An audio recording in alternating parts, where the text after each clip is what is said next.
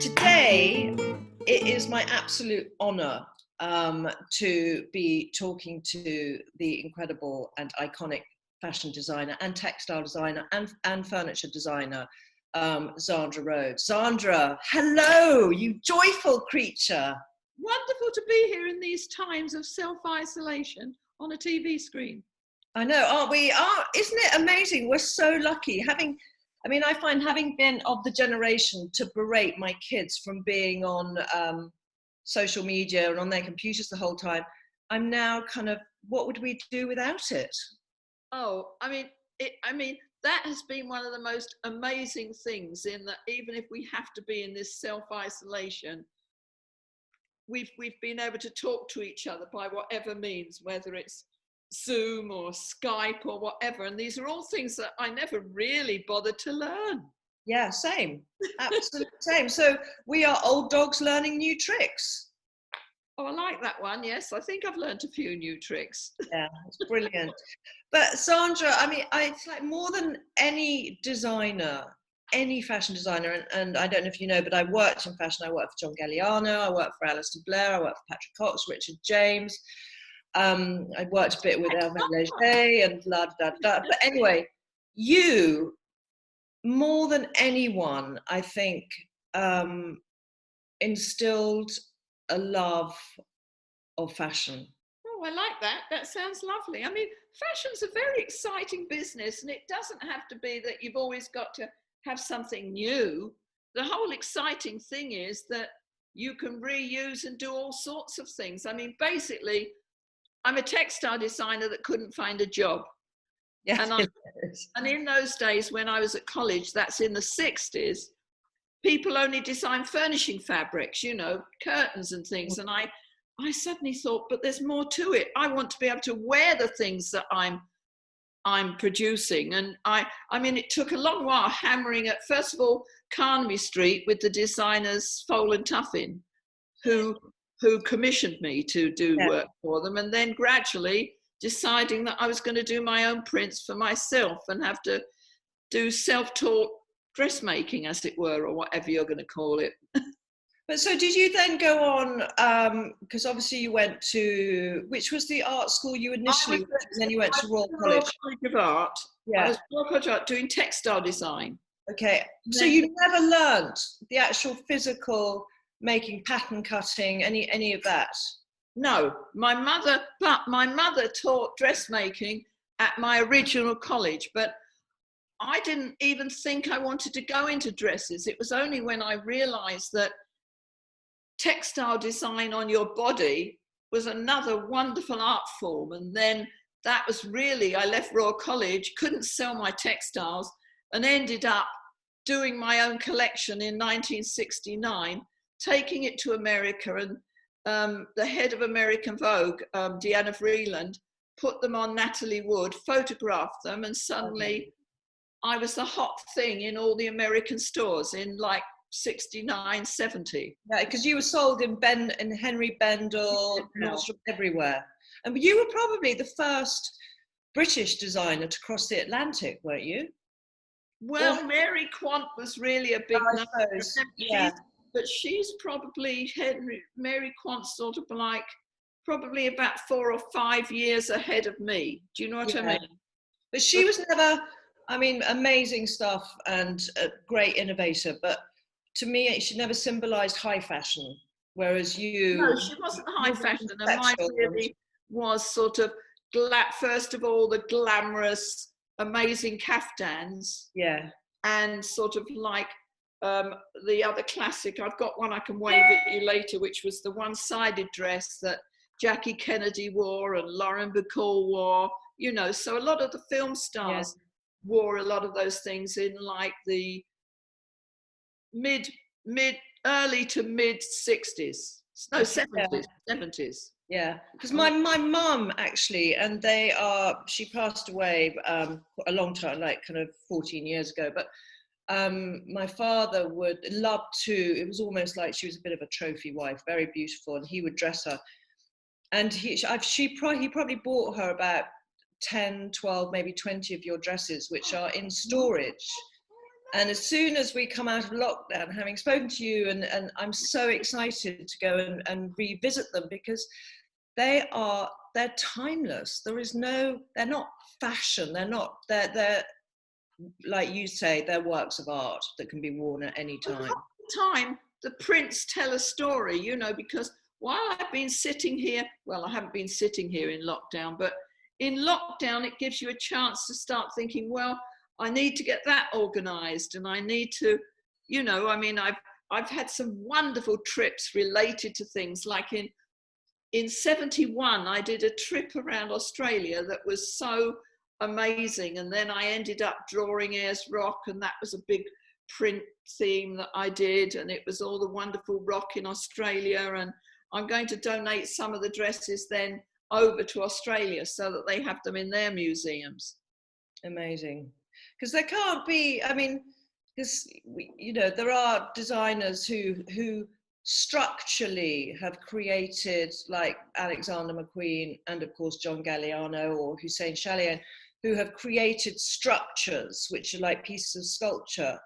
But there are very few in my mind that, like you, where it's the fabric, like you say, tells a story, where it's like a tableau, it's a painting. Yeah, the print is the original story that then makes it happen for different things. Yeah, it's amazing. Zandra, do you have, you know, obviously you've travelled and you live between San Diego and the UK. Is there any item that goes with you everywhere that you feel lost without? Like a comfort blanket? I've got all these sort of little printed tops that I wear, and always jewellery. Never go without jewellery. That necklace you're wearing, because you design jewellery as well. So when you say that I have done jewellery, but this I got on a trip in India. And then this is one of my favourite brooches by Andrew Logan. Wow. I mean, he's always done the jewellery for my shows, and I always find a handy piece of jewellery always decorates things, you know. I mean, that is so not handy, that bit of jewellery. That's like a sort of wearing a painting. It's huge. You know, oh yes, and you can pin a scarf, or you can, you know, it means you've got a bit of decoration, even if you're in something as basic, may I say, as a t-shirt. But, you know, and, you know, so I've got lots of necklaces. Of course, I haven't got them around me at this moment, but they're always useful. So whatever condition the top's in, the jewellery always makes, and never ever go out without makeup. Yeah. I sleep with my makeup on. I wash it in the morning. Not. I do. What are your pillows like? And then I make myself up again in the morning. Okay. Okay. And have you ever changed your makeup, or has it been like this since the 60s? No. I mean, at the moment, has just demure brown eyebrows. I don't have eyebrows because in the 60s, I plucked them all out. Yeah. And I had, first of all, little glitter dots. Then when it was punk, I had long and short eyebrows. I've done lines all around my eyes, eyelashes. I mean, it's been a bit too long like this, but I'll have to think it out, or wait till I do another wonderful picture with someone, and then I'll rework it. But I just think it's so, you know, you are Zandra Rhodes, and if you changed it, I think there would be an outcry. Oh, that's very nice to know. I mean, I would never go out without my makeup. I find another useful thing that is useful for travel is always sort of like, whatever, if you've got handy shawls, it's quite good. They can look very good. And then I've just done the Marigold Hotel. And I love that show. It's about to start, isn't it? About to start. And I lost my favourite sun hat, but I have this great big sun hat, you see. Never let a piece of sun hit your face, of course. I mean, you can't see. You've disappeared. It's like a tent. Oh, it's like walking along with your own umbrella or tent. So, you know, you can put your scarf over the top, and you can look like a magical little old lady walking along. You'll see a little Amazing. pink-haired old lady walking around I behind can't Glamorous wait. Brit and all the others, you know. I bet you look fabulous. You must have been in heaven in India with all the colour and the wonderful fabrics and textures. It's always been a magical place for me to go to. And this carved screen I did on an ashram in India, oh gosh, 2000 for an exhibition in Hanover. Wow. So, you know, it's been the source of many adventures. You are tireless. But is there anyone who it's probably hard for you to answer this, but has there been anyone who you felt has worn your clothes better than others? Is there any sort of famous person that really stands out? I can imagine Natalie Wood looking incredible. Natalie Wood looks fabulous. Half the time is whether or not someone magically captures them, like, for example, the Freddie Mercury pleated one that you always think of, which I did in 1975. Wow. And, you know, it's the one that they always remember. But I mean, I was never a groupie, so I never went to all those concerts. So I've only really been, they came to me when they remade it for the actual film, you know, and then people always remember the Princess Diana pink dress. Yes. When she off shoulder, when she announced that she was pregnant. In Japan. Yeah. Too lovely. I mean, it's fun that vision of Freddie Mercury, although it's so incredibly well known and famous. I actually never knew that was designed by you. That sort of, it was like pleated, wasn't it? It's like sunray pleating. And they came round to he and Brian came to my studio, and I had this funny little rickety studio in Bayswater by Royal Oak Tube Station. And they had to climb up all these rickety stairs. And I said, well, you'll have to come in the evening, because I didn't have a changing room or anything. And so I had the rail of clothes. And in fact, that was a wonderful pleated wedding top. And I said, put that on. And now, how do you feel? Look at yourself in the mirror, move around and see, you know, if it feels wonderful. And then they sent myself tickets to go to the concert, which at that time was in Earl's Court, which was still there. Yeah. And I went with my wonderful friend, the painter, Dougie Field, and we had to have been at least 15 years older than most of the audience. Oh, fantastic though. And then on the flip side, is there, and you probably don't want to answer this, but has there been anyone who's worn something and it's made you go, not sure that's the right thing for her, him? As a designer, it's always best not to admit to too many of those. Yeah, I appreciate that. But there are definitely some of them. I can't think of one at this minute, but I might before the end of our programme. But I can't imagine your clothes not, you know, I can't imagine them not working for anyone, you know, because Trini and I were always about body shape and everything. And I think that they're so forgiving and accepting for every woman of every age and every body shape. Well, there's lots of, I mean, I always find it's always useful to have a handy flowing kaftan. You know, you can be almost any shape, but you create, the whole thing with a garment is to create an illusion that you can live by for yourself.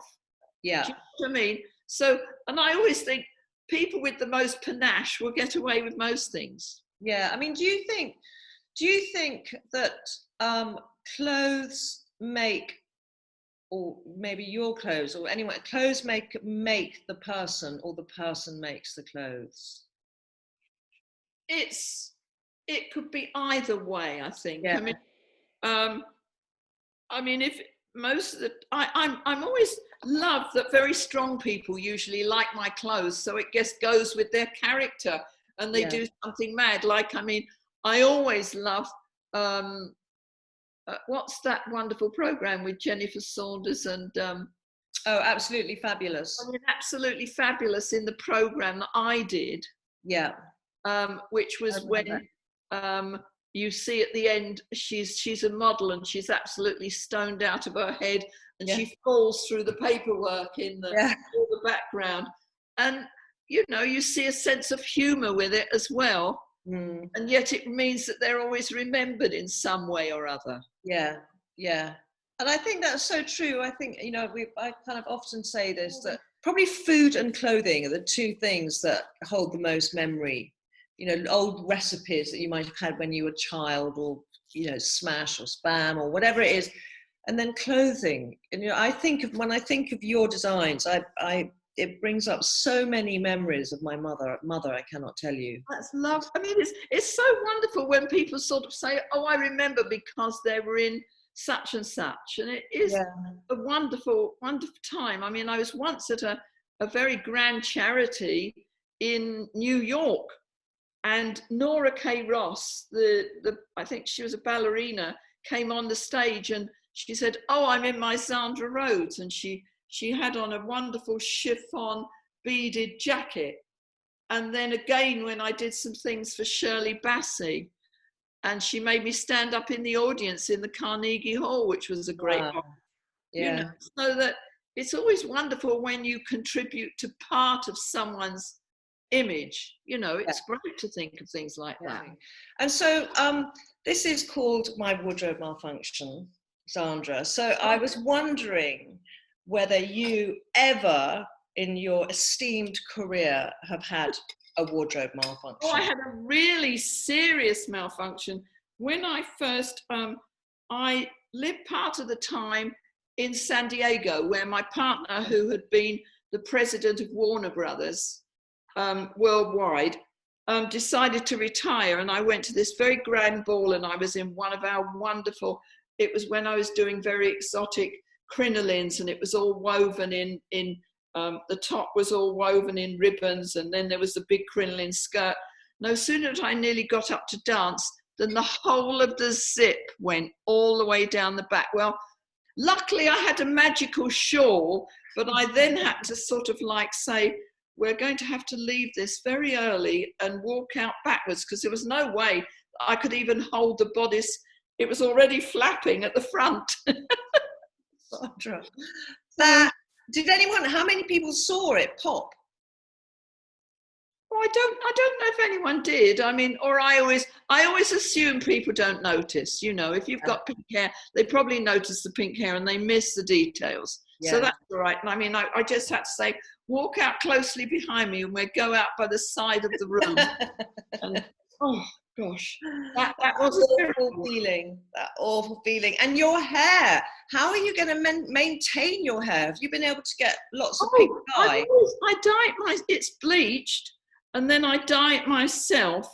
And then when it looks like it shows a bit too much grey, because I haven't got a hairdresser to do that bit, the worst, she'd have a heart attack, because I can see that it really does need a neat trim. It's not growing evenly. So I sort of, she has a heart attack when she sees how I've trimmed the fringe. I think it looks pretty, actually maybe it's a little bit uneven. It's a bit crooked. It's a bit crooked. But have you got a stash of pink dye in your... Oh, I have a stash of Pinkissimo dye.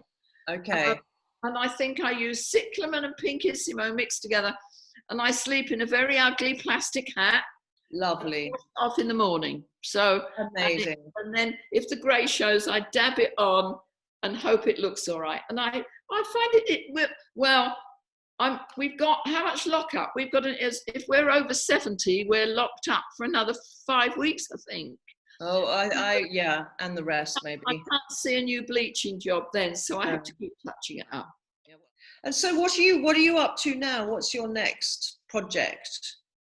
At the moment, I'm trying to get together, while we have this tiny bit of space, create the Zandra Rhodes Foundation, which will be both to see that my clothes are distributed to different museums around the world, because I've always saved them.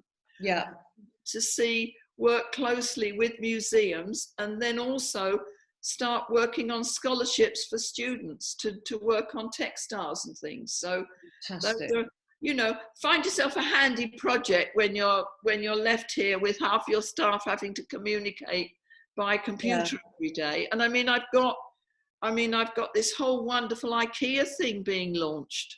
Oh, what's that? That sounds Oh, interesting. it's going to be all sorts of things like cushions, coverlets, lamps. It's going to be a whole interior thing coming out next year. So, how exciting. I am going to be first in line for that. 100%. But Zandra, so have you got, I mean, you have such, being a designer, you must have so many of clothes. Your wardrobe must be stuffed of your designs. Do you only ever wear your own designs, or do you wear other people? No, I only admit to wearing my own designs. The reason being that I've always said that if you're a designer, I don't mean people should look like me, but if my job is to say, you should perhaps consider wearing my clothes, if I'm wearing someone else's, then I'm really selling someone else. Yeah. And I've always found I can call back on things like, I did bring this one up, which I originally did in my Flower Fairy collection in probably about 75, but we remade recently for Liberties, which was lovely. Oh, wow. So, and that, you see, hides a multitude of skin. Absolutely. You know, it's a nice big, you can just put on. Yeah, no, and I love the lame and the colour. Come closer again.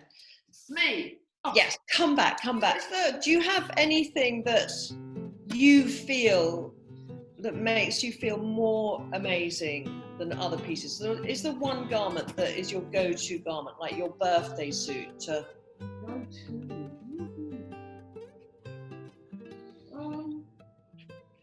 Makes me feel amazing. I've always loved, I've got my one-sided one here that's always very nice. Candy dress rail still upstairs, you know, here.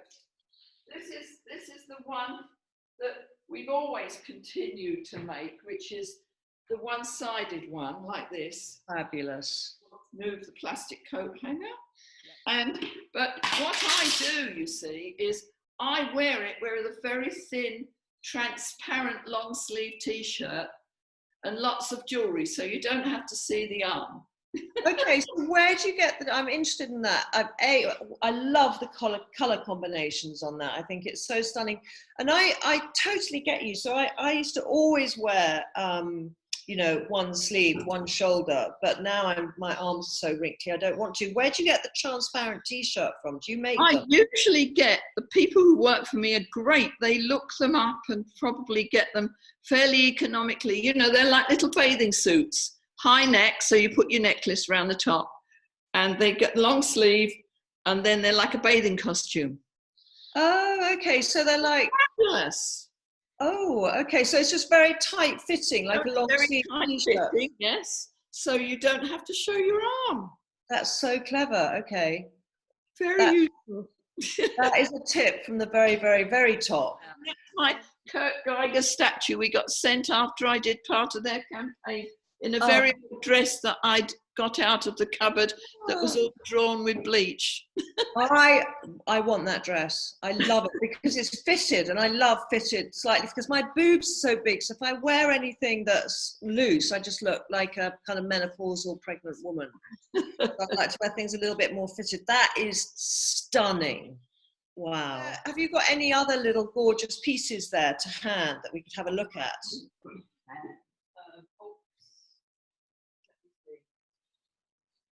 One of my classic pleated jackets that's always nice, you know, these pleated. Oh, and I made one of these for Brian May when he was performing at the same time as Freddie, and he had it stolen 3 times. I had to remake it. Oh my goodness. Like a little bolero.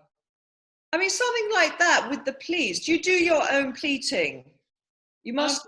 We print it in this building that I'm in. I'm in the penthouse of the Fashion Museum. And we've got a long print table one side, and we print the fabric, and then we send it out to be pleated. Okay. Because I remember when I worked in fashion of doing the pleating and putting it in the paper and then folding it almost like you would a paper fan.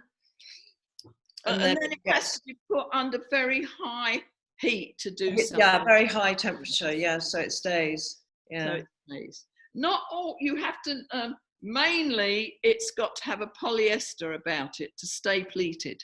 Okay, that's interesting. Silk doesn't pleat. Yeah. Silk, So who cuts your patterns? Do you have a pattern cutter who? yes, we have a pattern cutter. And so we do everything from start to finish. We make the patterns, we print the fabric, and then make the garments. And have you ever, is it always you who prints who designs the patterns? Is it, well, not the patterns of the clothes, but the textile design? But I mean, I have wonderful team with me now, so I have a team working with me so that we can do that. But they've been trained by me. Yeah. Are you quite controlling?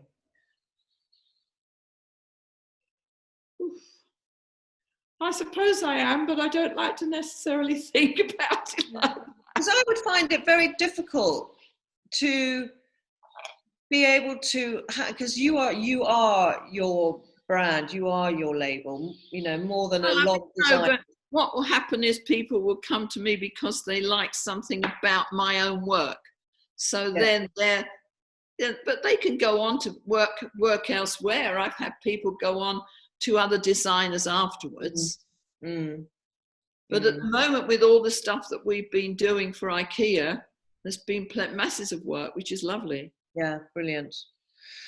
All right, my love. Well, listen, I'm going to let you go. I'm very excited to hear about your scholarship. I think that's fantastic.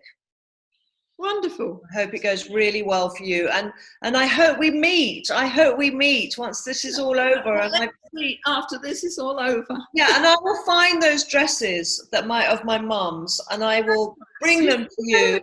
Yes. Yeah, and then you can have them for your museum if they're up to scratch. Lovely, lovely.